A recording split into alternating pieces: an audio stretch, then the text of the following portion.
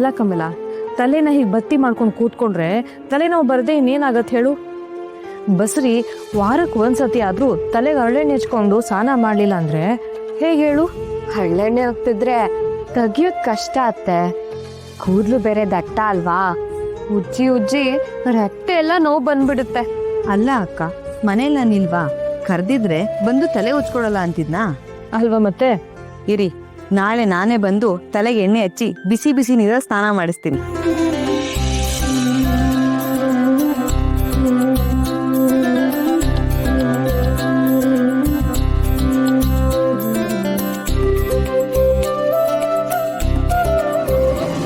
ಮೂವರು ಅಲ್ಲೇ ಕುತ್ಕೊಂಡು ಸಾಯ್ತಾ ಇದ್ದಾರೆ. ಅದೇನ್ ಗಂಟುಟ್ಟಿದಾರೋ ಆ ಕೋಣೆ ಒಳಗಡೆ. ಈಗ ಸ್ವಲ್ಪ ಸಮಾಧಾನ ಆಯ್ತಾ? ಅತ್ತೆ, ನಿಮ್ ಕೈಯಲ್ಲಿ ಏನೋ ಚಮತ್ಕಾರ ಇದೆ. ನೋವೆಲ್ಲ ಹಾಗೆ ಮಾಯ ಆಗೋಯ್ತು. ಅಬ್ಬಬ್ಬಬ್ಬ, ಅತ್ತೆ ಸೊಸೆಯರ ಅನ್ಯೋನ್ಯತೆ ನೋಡ್ತಾ ಇದ್ರೆ ಅದೇನೋ ಸಂತೋಷ. ಗೋಪಕ್ಕ, ಹೋದ್ ಜನ್ಮದಲ್ಲಿ ನೀವಿಬ್ರು ತಾಯಿ ಮಗಳಾಗಿದ್ರಿ ಅನ್ಸುತ್ತೆ. ಪ್ರೀತಿ ಮಾಡೋದಕ್ಕೆ ತಾಯಿ ಮಕ್ಕಳೇ ಆಗ್ಬೇಕಾರದಕ್ಕ. ಸಾಕಿದ ಪ್ರಾಣಿಗಳನ್ನೇ ಮುದ್ದು ಮಾಡ್ತೀವಿ, ಮನುಷ್ಯನ ಪ್ರೀತಿ ಮಾಡೋದಕ್ಕೆ ಏನ್ ಕಷ್ಟ? ನಮ್ಮನ್ನೇ ನಂಬ್ಕೊಂಡ್ ಬಂದಿರೋ ಮಕ್ಕಳನ್ನ ನಾವಲ್ದೆ ಬೇರೆ ಯಾರು ಪ್ರೀತಿ ಮಾಡ್ಬೇಕು ಹೇಳು? ಸರಿಯಾಗಿ ಹೇಳಿದ್ರೆ ಗೋಪಕ್ಕ. ತಗೊಳ್ಳಿ ಪಾನ್ಕ.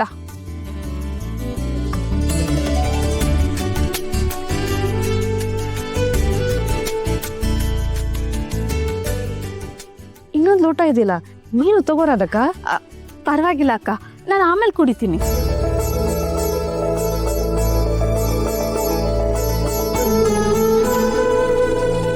ಹಾ ಕಮಲಾ, ಈಗ ನೆನ್ಪಾಯ್ತು, ನಾಳೆ ಗೋಪದ್ಮ ವ್ರತ ಇದೆ.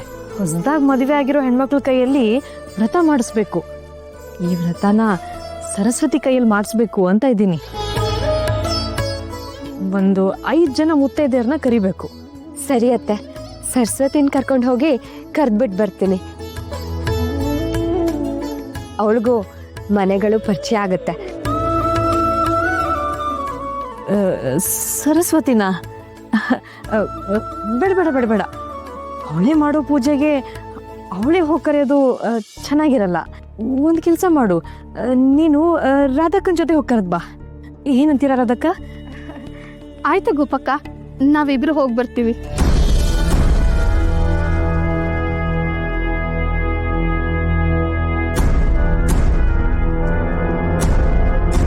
ನಡೀರಿ, ನಮ್ ಬೀದಿಗೆ ಹೋಗೋಣ.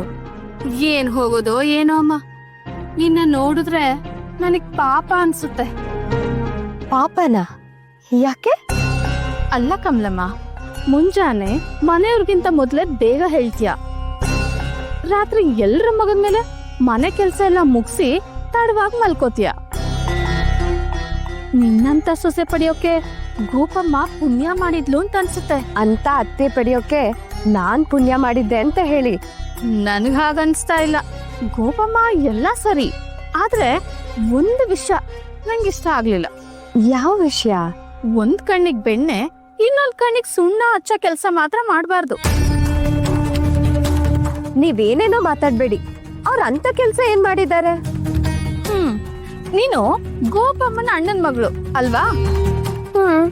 ನಿಮ್ಮ ಅಪ್ಪ ಅಮ್ಮ ಅದೆಷ್ಟು ಆಸೆ ಇಟ್ಕೊಂಡು ನೀನು ಈ ಮನೆ ಕೊಟ್ಟು ಮದ್ವೆ ಮಾಡಿದ್ದಾರೆ. ಆದ್ರೆ ಈಗ ಏನಾಗಿದೆ ನೋಡು.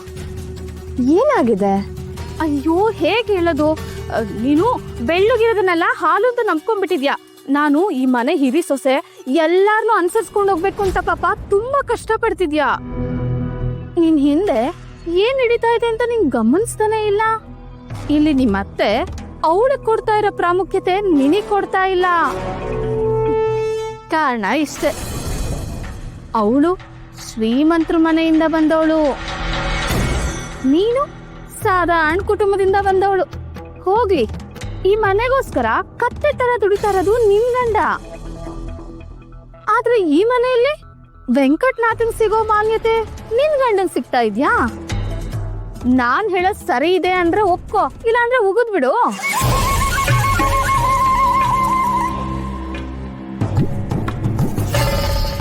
ಅಮ್ಮ ಕಮಲಮ್ಮ, ನಿಮ್ಮತ್ತೆ ಈಗ ಸರಸ್ವತಿಗ್ ತೋರಿಸ್ತಾ ಇರೋ ಮುತುವರ್ಜಿ ನಿನಗ್ ತೋರಿಸ್ತಾ ಇದ್ದಾಳ? ಹಾ, ಈಗೀಗ ಅವಳನ್ನ ನೆಲದ ಮೇಲೆ ಕಾಲಿಡೋಕೆ ಬಿಡ್ತಾ ಇಲ್ಲ. ಅವಳು ಹೊಸ್ದಾಗ್ ಬಂದಿದ್ದಾಳಲ್ವಾ, ಮುಂದೇನು ಹೀಗೇನೆ ಬೆಳೆಯೋ ಪೈರು ಮೊಳಕೆಯಲ್ಲಿ ಅನ್ನೋ ಹಾಗೆ ನನ್ಗೆಲ್ಲ ಸೂಚನೆ ಕಾಣ್ತಿದೆ. ನನಗ್ ಕಾಣ್ದೇ ಇರೋದು ನಿಮಗ್ ಹೇಗ್ ಕಾಣಿಸ್ತಾ ಇದೆ? ಅದಕ್ಕೇನೆ ಅನುಭವ ಅಂತ ಅನ್ನೋದು. ಇವತ್ತು ನೀನೇ ಗಮನಿಸ್ದೆ ಅಲ್ವಾ, ಒಂದ್ ಕಡೆ ಕೂತಿದ್ ಸರಸ್ವತಿನ ಆ ಕಡೆ ಈ ಕಡೆ ಓಡಾಡಕ್ಕೆ ಬಿಡ್ಲಿಲ್ಲ ನಿಮ್ಮತ್ತೆ. ಇದು ಇನ್ನೂ ಮುಂದುವರಿಯುತ್ತೆ. ಮುಂದೆ ಸರಸ್ವತಿ ಈ ಮನೆಯಲ್ಲಿ ಮೇಲ್ಗೈ ಸಾಧಿಸ್ತಾಳೆ. ನನ್ಗೆ ಹಾಗೇನೂ ಅನ್ನಿಸ್ತಾ ಇಲ್ಲಪ್ಪ. ಅನ್ಸೋಲ್ಲ.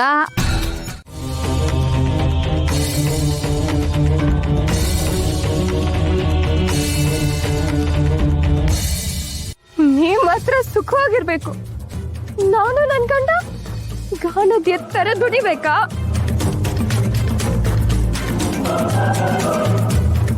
ಚೆನ್ನಾಗಿ ದುಡಿಸ್ಕೊಂಡು ನಮ್ಮನ್ ಮನೆಯಿಂದ ಹೊರಗಾಕೋಕ್ ಮುಂಚೆ ನಾವೇ ಬದುಕೋದಾರೆ ನೋಡ್ಕೊಳ್ತೀವಿ. ಕಮಲ, ಏನೇನೋ ಮಾತಾಡ್ಬೇಡ್ವೆ. ನೀನ್ ಮಾತಾಡ್ತಿರೋದು ನೋಡಿದ್ರೆ ನನಗೆ ಭಯ ಆಗ್ತಿದೆ. ಬಾ, ನಿಧಾನವಾಗಿ ಕೂತ್ಕೊಂಡು ಮಾತಾಡೋಣ. ನಿಮ್ ಮುಂದೆ ಕೂತ್ಕೊಳ್ಳೋದು, ನಿಮ್ ಮಾತ್ ಕೇಳೋದು, ನಿಮ್ ಭಜನೆ ಮಾಡೋದು ಎಲ್ಲ ಮುಗೀತು. ನಾವೀಗ ಬದುಕೋ ದಾರಿ ನೋಡ್ಕೋಬೇಕಾಗಿತ್ತು. ಅದ್ರ ಬಗ್ಗೆ ನಿಮ್ಮ ಹತ್ರ ಏನ್ ಮಾತಾಡೋದು? ನನಗ್ ತಾಳಿ ಕಟ್ಟಿದಾರಲ್ಲ ನನ್ ಗಂಡ, ಅವ್ರ ಜೊತೆ ಮಾತಾಡ್ತೀನಿ. ಕಮಲ, ಕಮಲ,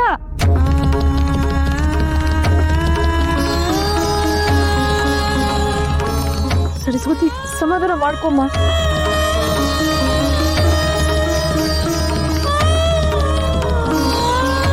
ಸಮಾಧಾನ ಮಾಡ್ಕೊ.